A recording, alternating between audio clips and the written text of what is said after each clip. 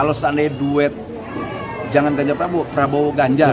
Nah, kalau duet Prabowo Ganjar, saya yakin itu yang paling ideal untuk kontestasi pemenangan pemilu 2024 Pak Prabowo menang.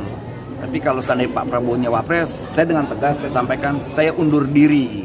Karena saya mendukung Prabowo untuk menjadi presiden, bukan untuk jadi Wapres.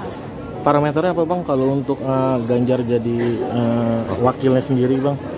Kita lihat beberapa, pertama gini, Pak Prabowo itu selain sudah matang dalam dunia politik, kedua beliau juga bukan petugas partai.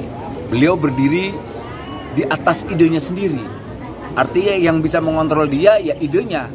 Dia tinggal melaksanakan program-program dan ide-idenya diimplementasikan dengan gagasan-gagasannya tinggal diimplementasikan dengan program-program.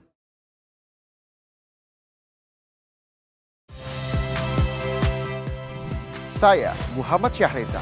Saksikan program-program Kompas TV melalui siaran digital, pay TV, dan media streaming lainnya. Kompas TV, independen, terpercaya.